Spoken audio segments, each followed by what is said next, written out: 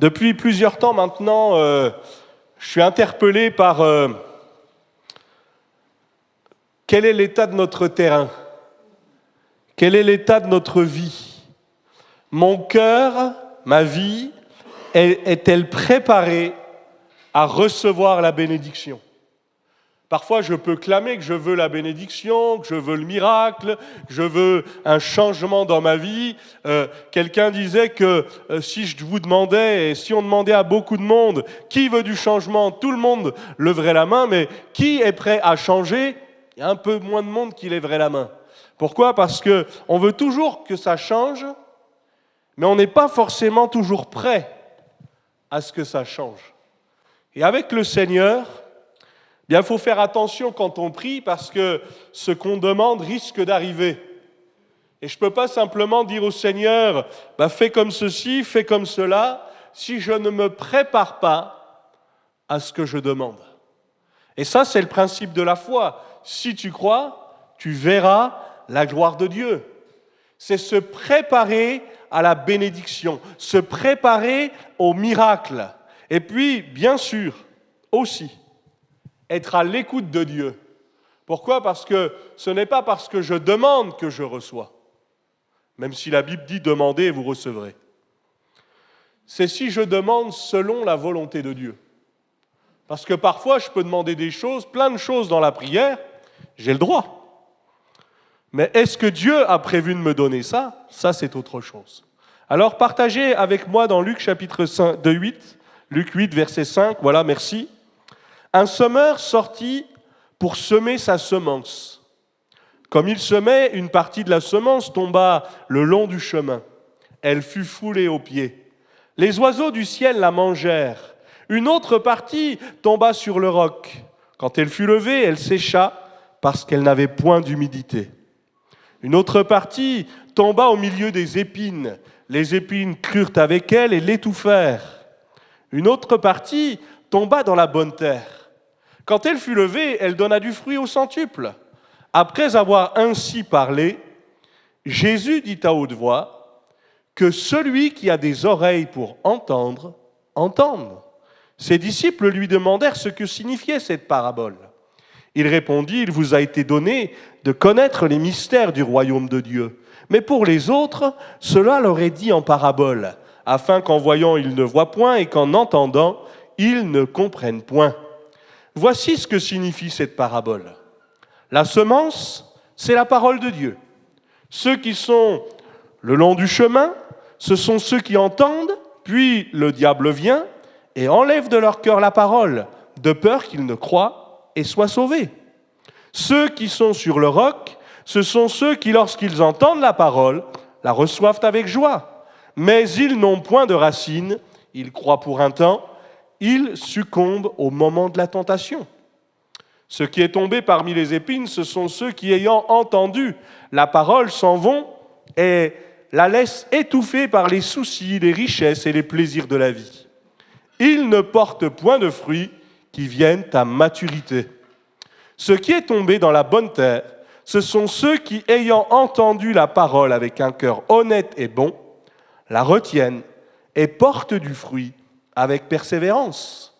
Personne, après avoir allumé une lampe, ne la couvre d'un vase ou ne la met sous un lit, mais il la met sur un chandelier, afin que ceux qui entrent voient la lumière, car il n'est rien de caché qui ne doive être découvert, rien de secret qui ne doivent être connus et mis à jour.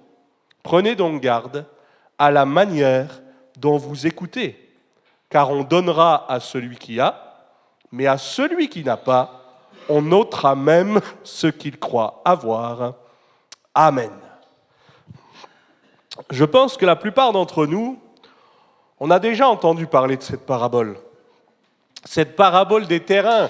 Alors on peut dire que le semeur, c'est, oui, bien sûr Dieu, c'est le Seigneur, c'est chacun d'entre nous quand nous annonçons la parole, quand nous rendons témoignage.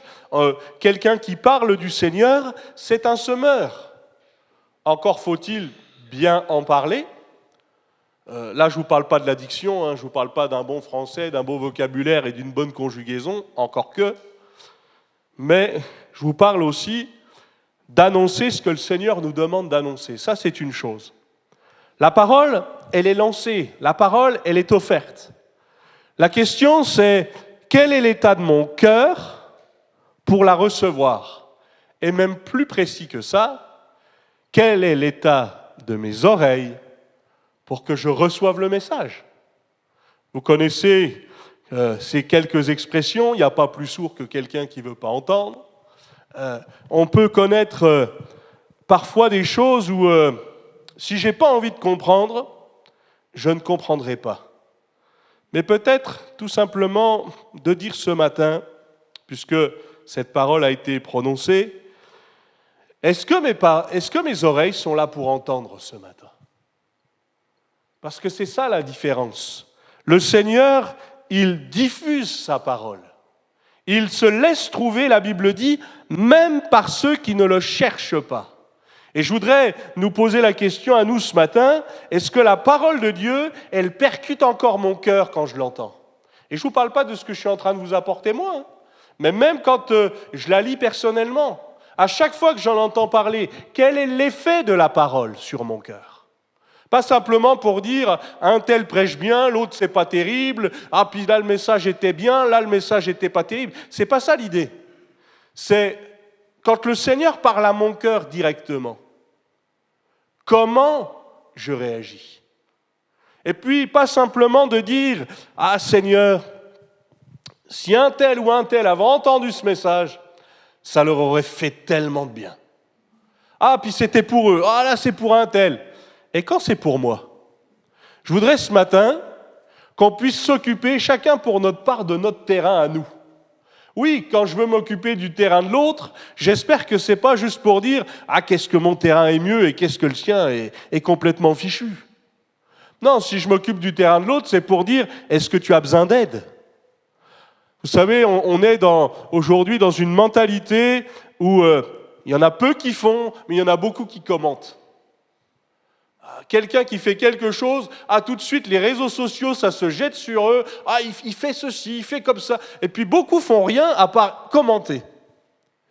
Moi, la question que je voudrais vous dire ce matin, c'est que pourquoi en es-tu ici ce matin? Pourquoi ton terrain est dans tel ou tel état? Et encore une fois, on peut parler du terrain du cœur, mais on peut aussi parler de nos oreilles. Pourquoi, parfois, nos oreilles sont devenues insensibles à la parole de Dieu? Ou pourquoi c'est plus facile d'aller voir quelqu'un en disant « Tu peux être guéri, tu peux être délivré, tu peux être relevé », mais quand ça nous concerne, on n'arrive pas à se l'appliquer à nous-mêmes. Et la parole de Dieu utilise beaucoup cette expression « Je parle à mon âme, réjouis-toi mon âme ». Il y a de l'encouragement qui doit sortir de nous aussi. Moi, je ne suis pas un optimiste, mais je ne suis pas un pessimiste non plus. On essaie d'être le plus juste possible. Parce que certains disent « Ouais, mais c'était tellement mieux avant ». On a parfois des soucis de mémoire. Puis d'autres nous disent « Ce sera tellement mieux demain ». Moi, ce n'est pas ce qu'annonce la Bible. La question, c'est qu'est-ce que je fais du présent? Qu'est-ce que je fais d'aujourd'hui? Comment mon terrain est travaillé? Est-ce que je suis sur une terre sèche? Est-ce que je suis complètement vide? On a tout simplement des représentations de terrain. Le grain qui tombe le long du chemin, ça représente ceux qui se contentent d'écouter la parole de Dieu. Je vous lis la même version que je vous ai lue avant, mais cette fois-ci dans la parole vivante. Ensuite, le diable survient et il l'enlève de leur cœur pour les empêcher d'y croire et d'être sauvés. Alors je voudrais dire à quelqu'un ce matin, le diable, il ne peut pas faire ce qu'il veut avec ta vie. Le diable, il ne fera que ce qu'on lui permet de faire. Il n'a pas accès à mon cœur si mon cœur lui est fermé. Par contre, oui, si je lui laisse une brèche, il va s'y engouffrer, d'accord. Mais ça sera de mon fait. Je pensais à toi, Benjamin. Le terrain à Tonnerre, il a toujours été facile pour l'annonce de l'Évangile. Ça a toujours été simple. Ah, puis les Troyens sont comme ça. Ah, puis je ne vous parle pas des Romillons. Ah, puis je ne vous parle pas de ceci. Et nous, comment on était? Comment on était quand on nous a parlé du Seigneur? Moi, je me souviens de quelqu'un à Romilly, on faisait de l'évangélisation, et je viens lui annoncer la bonne nouvelle de Jésus, c'est ce que j'ai dit. Et il me dit, arrêtez avec vos bonnes nouvelles, c'est des salades. Et puis il me dit, en plus, la religion, c'est du n'importe quoi. Et je le sentais vraiment hargneux, méchant. Alors je me suis assis à côté de lui, j'ai dit, mais monsieur, si vous permettez, qu'est-ce qui vous est arrivé dans la vie? Et lui m'a raconté que quand il était petit, il a été abusé. Il était dans la religion, et vous savez tous les problèmes qu'il y a pu avoir dans ce domaine. Et quand il m'a expliqué son histoire, j'ai dit, je comprends mieux votre réaction. Parce que malheureusement, on vous a annoncé une religion, mais la religion ne sauve pas. Il n'y a que Christ qui sauve. Il n'y a que celui qui est capable de transformer les cœurs, de transformer les vies. Et puis, cet homme, au fur et à mesure de la discussion, s'est adouci. Pourquoi? Parce que je lui disais, il y en a beaucoup comme ça, c'est vrai. Mais il n'y en a pas que des comme ça. Et ça, très honnêtement, frères et sœurs, on peut parfois faire un amalgame. Tiens, j'ai vécu telle expérience, alors ce sera toujours comme ça. Tiens, mon terrain, là, j'ai fait confiance à quelqu'un, j'ai été déçu, je ne ferai plus jamais confiance. Ça peut arriver, hein. Ça peut arriver, hein, des fois qu'on ait des relents comme ça nous rappelle des souvenirs, même des mauvais souvenirs. Mais ce matin, je voudrais dire simplement, ne fais pas confiance à un homme, mais fais confiance à Dieu. Celui qui est capable de tout transformer, de tout changer dans ta vie. Même les endroits les plus secs de nos vies, ça l'intéresse. Pourquoi? Parce que lui, il a la réponse pour ta vie. Il est même la réponse pour ta vie. Oui, le diable vient, la Bible dit, le diable vient voler, égorger et détruire. Le diable ne cherche qu'une chose, frères et sœurs, c'est notre mort spirituelle. Et puis après, une fois qu'on est mort physiquement, si on n'est pas dans le Seigneur, ça l'arrange. Il vient pour égorger. Ça, c'est toutes les fois où, quelque part, je donne accès au diable en disant, mais pourquoi tu prierais? Dieu a-t-il réellement dit? Est-ce que Dieu est encore capable? On l'a chanté, Jésus n'est pas mort, il vit encore. Et parce qu'il vit encore, les miracles sont possibles. Amen ou pas? Est-ce que je crois encore dans ma vie aux miracles? Parce que c'est ça qui fait la différence. Est-ce que je vis des miracles tous les jours? Pas forcément consciemment, quoique, à chaque fois que je respire, je peux dire que c'est un miracle de la part de Dieu. Vous comme moi, parce que c'est lui qui contrôle tout. Vous avez d'autres, je continue sur cette même version, d'autres ressemblent aux grains qui tombent sur un terrain rocailleux. Lorsqu'ils entendent la parole, ils vont l'accepter avec joie. Remarquez que, peu importe le terrain, tout le monde a accepté la parole. Personne n'a refusé, ils ont tous accepté. Mais ça dépend aussi de l'attitude de cœur. Ils l'acceptent avec joie, mais comme ils n'ont pas de fond dans lequel elles puissent s'enraciner, elle ne va pas en profondeur. Et leur foi est passagère. Moi qui aime le foot, et je vous en parle assez souvent pour que vous en soyez convaincus, un vrai supporter, c'est quelqu'un qui supporte jusqu'au bout. Même quand la nationale pointe le bout de son nez. Vous avez bien compris de qui je parle, hein? On est d'accord. Courage, Mathis. Nous, on est avec toi.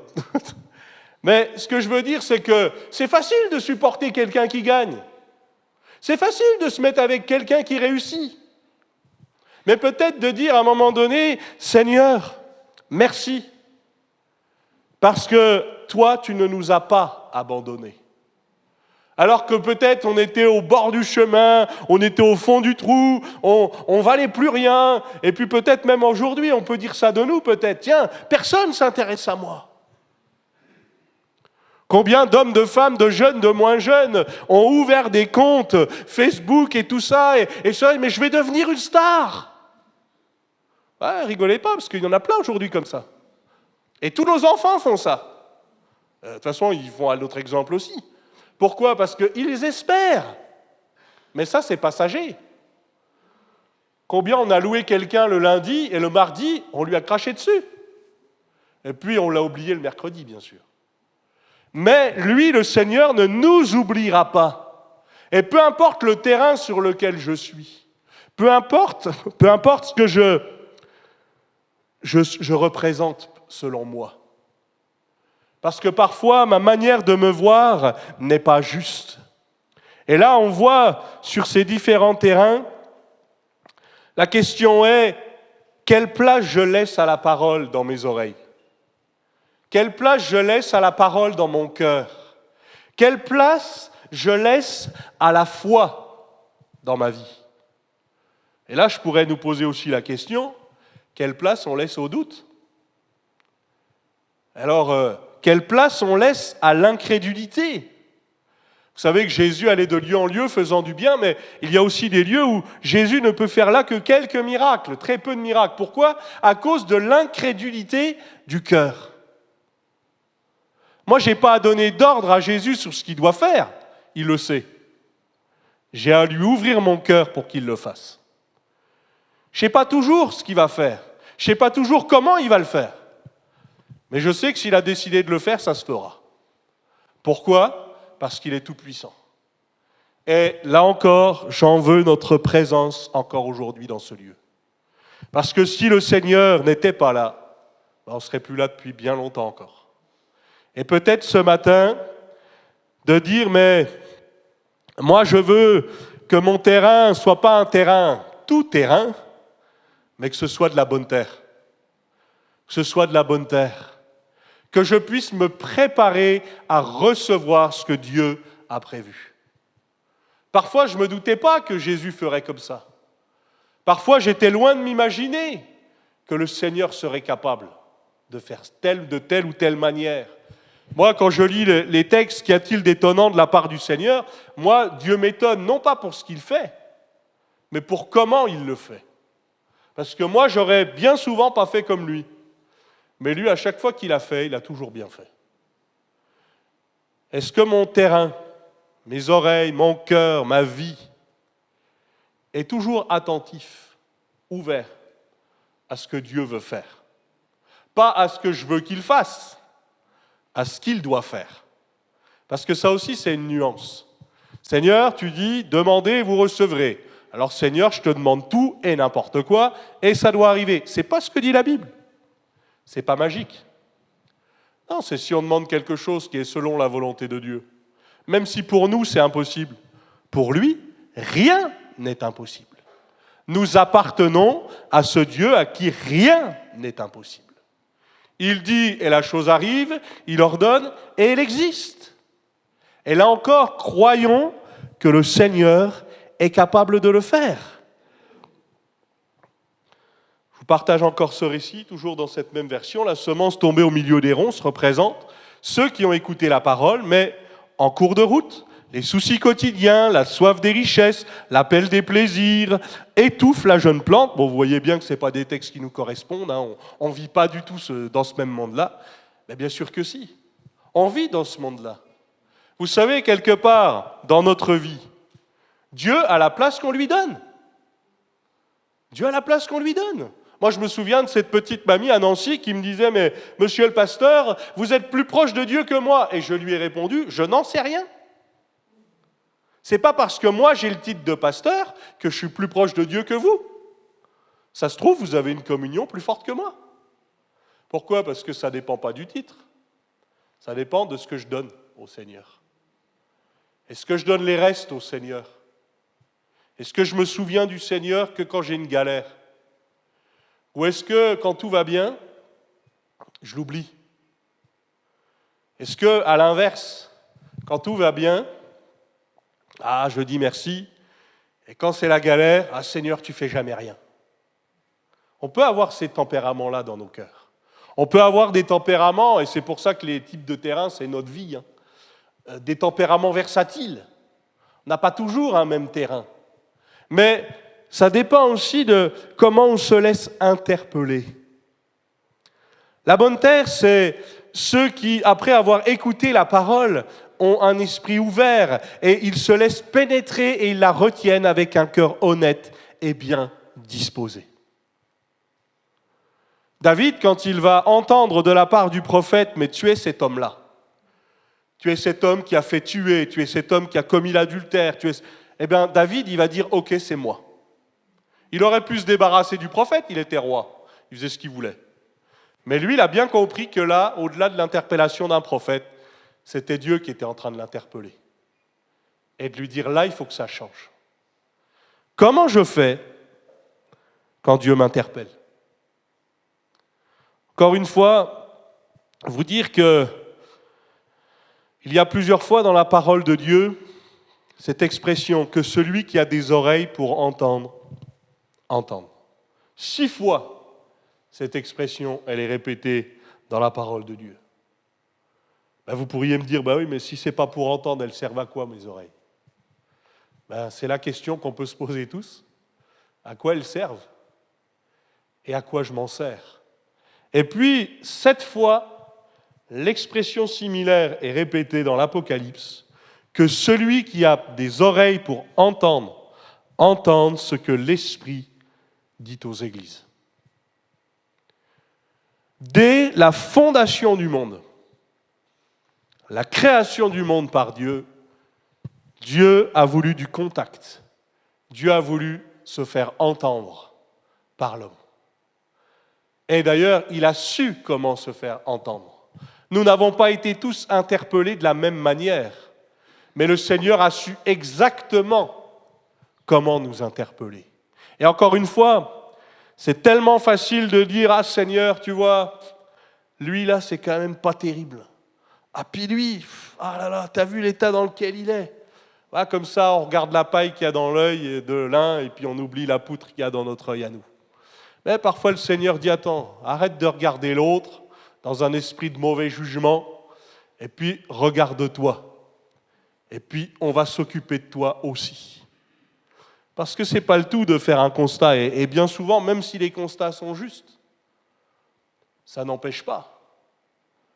Moi, j'aime le récit de Jésus à la croix avec ces 2 brigands. Parce que les 2, au début, vont l'injurier. Les 2, au début, on imagine bien qu'ils vont se moquer. Et puis, il y en a un qui va se repentir. Et il y en a un qui va faire une belle prière. Une simple prière, finalement. Mais aujourd'hui, souviens-toi de moi. Souviens-toi de moi. Et puis le Seigneur lui dit, mais aujourd'hui, tu seras avec moi dans le paradis. Alors que l'autre qui entend les mêmes choses, encore une fois, une question d'entendre là. Ils ne peuvent plus rien faire là. Là, ce n'est pas par leurs œuvres. Hein. Ils sont sur la croix, ils sont cloués comme Jésus. Ils ne peuvent plus rien faire du tout. Mais ils vont entendre, mais ne vont pas réagir de la même manière. Et je voudrais dire à quelqu'un ce matin, jusqu'à quand vas-tu entendre sans rien faire? Parce que Dieu t'appelle à faire quelque chose. Et pas forcément ce qui nous arrange. Je ne sais pas si vous auriez accepté, si nous aurions accepté plus exactement, le ministère de l'apôtre Paul. C'est extraordinaire tout ce qu'il a écrit. Hein. C'est extraordinaire tout ce qu'il a vécu. Vous auriez accepté, vous, un CV comme ça? Je lui montrerai tout ce qu'il doit souffrir. Ah non, Seigneur, moi je prends le côté vacances. Moi je prends le côté repos. Ah, j'ai entendu, je peux me décharger sur toi. Mais soit on prend tout, soit on prend rien. Parce que la vie chrétienne, elle n'est pas facile. Et je voudrais vraiment insister, en terminant, parce que voilà, j'en ai plus pour très longtemps, mais simplement de dire, qu'est-ce qui a pris le plus de terrain dans ma vie? Est-ce que le Seigneur a encore le terrain qu'il faut? Parce que le Seigneur, il ne demande pas une petite place dans nos vies. Il ne demande même pas une place. Il demande la place. Il ne demande pas un trône. Il demande le trône. Il ne veut pas simplement faire partie de nos loisirs. Il veut être celui qui conduit. Il ne veut pas être simplement le sauveur. Il veut être le Seigneur. Et ça, encore une fois, ce n'est pas un message moralisateur du tout. C'est simplement, chaque jour, on a besoin de se poser ces questions-là. Seigneur, dans ce que je pratique, est-ce que ça t'honore? Est-ce que ta place, elle est toujours au premier rang? Ou est-ce que parfois je t'ai relégué au 2e, au 3e, au xème rang? Pourquoi ? Parce que les soucis ont pris le dessus, les loisirs ont pris le dessus. Ah, je peux encore bien parler. Vous savez, moi j'ai vécu à un moment donné, dans ma manière de prêcher, on sent qu'on est sur la réserve. Tiens, on fait parce qu'on sait faire, on fait comme on peut, mais on fait parce qu'on sait faire. Et puis à un moment donné, on sent que, ouais, ok, on a des réserves, mais à un moment donné, les réserves, ça s'épuise. Et si on ne se recharge pas, si on ne se renouvelle pas, on risque d'être vite à sec. Et moi, j'ai eu le plaisir de vivre dans une colonie. C'était extraordinaire parce que j'ai vu le renouvellement. Chaque jour, Dieu donnait. Il ne donnait pas pour 3 semaines, j'y allais pour 3 semaines. Il ne m'a pas donné tout le programme pour 3 semaines, mais chaque jour, je pouvais vivre. Donne-nous aujourd'hui notre pain de ce jour. Parce que ça me faisait tellement de bien à moi, mais ça faisait aussi tellement de bien aux autres. Et ce n'est pas moi qui le dis, parce que dans cette colo-là, je dois témoigner que nous, on a fait le boulot, ok. Mais Dieu a fait les miracles. Quand on allait dans les cultes du personnel, ça commençait à 7h du matin. Vous savez, on a des journées longues, c'est pas que du temps facile. On fait du 7h, 9h du soir, et on est toujours avec les enfants, toujours sollicités. Mais quand vous voyez qu'à 7h du matin, vous avez du mal à vous lever, mais toute la chambre dont vous vous occupez, eux, ils sont déjà debout. Et ils sont déjà au culte du personnel. J'ai jamais vécu ça. Hein. Mais tous les enfants, alors qu'ils avaient leur culte le dimanche ensemble, et puis chaque jour, on avait un petit moment de culte. Mais tous les enfants venaient à la fin, au culte du personnel. Ils avaient jusqu'à 3 réunions par jour. Mais même nous, on n'imaginait pas ça. Et c'est là où j'ai dit, Seigneur, j'ai compris. Il y a toutes les fois où je me dis, Seigneur, t'as vu, je t'ai aidé un peu quand même. Puis il y a toutes les fois où le Seigneur dit, j'ai pas besoin de toi. Je suis capable de le faire et je suis capable même d'utiliser d'autres. Maintenant, t'es dans l'œuvre, alors fais l'œuvre. Mais tu as vu que je suis capable de faire infiniment au-delà. Et moi, je voudrais dire aussi, en terminant, que mon regard n'est pas toujours le bon. Mon regard sur mon terrain, parfois je le vois trop beau, parfois je le vois trop moche, mais c'est pas toujours bon. Par contre, le regard du Seigneur sur notre terrain est toujours le bon. Est-ce que mes oreilles, ce matin, sont là pour entendre ce que le Seigneur veut me dire ? On ne retiendra pas tous la même chose, peut-être même que vous n'allez pas retenir grand-chose. Ça arrive. L'essentiel est de retenir ce que Dieu veut qu'on retienne. C'est ça le plus important. Et qu'est-ce que je vais faire de cette parole que Dieu a déposée dans mon cœur ? Est-ce que ça va rester en surface ? Ou est-ce que ça va imprégner ma vie ? Qu'est-ce que je fais quand Dieu me parle ? Quelle est ma réaction quand Dieu me parle ? Quand Dieu m'amène, oui, le diable il vient pour voler, égorger, détruire, lui fera tout pour que, à partir du moment, et d'ailleurs on l'a tous vécu ça, à partir du moment où on dit au Seigneur, je te donne plus de temps, je te donne plus ceci, plus cela, c'est marrant, notre emploi du temps se remplit encore plus. Plein de choses auxquelles on n'avait pas fait attention et ça se remplit comme je ne sais pas quoi. Oui, mais d'où l'importance de savoir aussi où sont les bonnes priorités. Fais de l'Éternel tes délices, et il te donnera ce que ton cœur désire. Vous savez, ça c'est de la logique. Parce que si notre cœur désire ce que Dieu veut, Dieu va nous le donner. Fais de l'Éternel tes délices. Si c'est le Seigneur qui est en premier, les désirs de nos cœurs seront ceux du Seigneur, alors on voudra ce qu'il veut et ça va arriver. Alors là, c'est facile pour moi. Mais c'est de me dire aussi, Seigneur, je dois faire attention aussi avec tout ce qu'il y a autour. Des fois, j'ai des bons désirs, j'ai la bonne volonté, mais Seigneur, je dois faire attention à tout ce qui va venir et ce qui va vouloir me piquer ça. Tiens, trop de temps de ceci, moins de temps pour cela, trop de ceci, trop de soucis, des tas de choses peuvent venir nous obstruer. Et c'est là où on a vraiment besoin du Seigneur. Je termine vraiment en vous disant que certains sont venus pour être guéris auprès du Seigneur. Ils ont été guéris. Mais avant ça, ils ont été sauvés. Souvent, le Seigneur a dit, tes péchés te sont pardonnés. Et après, il a guéri. Pourquoi ? Parce que ça, c'est une question de priorité. Moi, je préfère aller au ciel malade que rater le ciel en étant guéri. Ça, c'est une question de priorité. C'est le Seigneur qui décide qui il guérit ou pas. C'est le Seigneur qui guérit et qui décide de quand il le fait ou pas. C'est le Seigneur qui décide de ça. Moi, ce dont j'ai accès, c'est mon état de cœur, c'est mes oreilles. Qu'est-ce que je vais recevoir? Comment je vais le recevoir? Et qu'est-ce que je vais laisser le soin au Seigneur de faire? Ne faites pas comme ceux qui veulent tellement aller dans tel sens. Ils prennent des versets de la Bible qui les arrangent et ils nous disent, tiens, la Bible dit ça, puis la Bible dit ça, puis la Bible dit ça. N'oubliez jamais le contexte quand vous lisez la Bible. Parce que bien souvent, je ne peux pas juste prendre les textes qui m'arrangent. Non, mais par contre, le Seigneur parle par sa parole. Et non seulement il parle, mais il accomplit sa parole. Crois que le Seigneur est capable d'accomplir sa parole dans ta vie. Il ne t'a pas oublié. Il sait quel est ton besoin.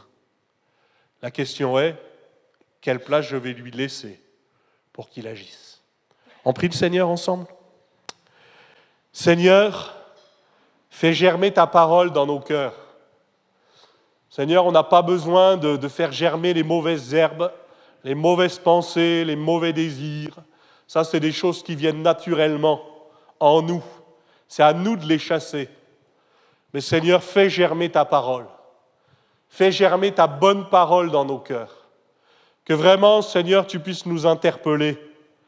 Tu puisses travailler nos cœurs et que nous puissions toujours nous référer à ta parole. Comme Pierre a pu dire, on a travaillé toute la nuit sans rien prendre, mais sur ta parole, je vais jeter les filets. Humainement, ce n'était pas possible, mais toi, tu as fait le miracle. Comme ce matin, tu es capable de faire encore le miracle. Toutes les fois où nous ne pouvons pas dire, eh bien, on peut le régler, toi, tu peux le régler. Seigneur, accorde ta paix, accorde ta joie. Accorde, Seigneur, le miracle, Seigneur, que tu as prévu de faire. Que nos cœurs soient ouverts, que nos vies soient prêtes à recevoir le miracle.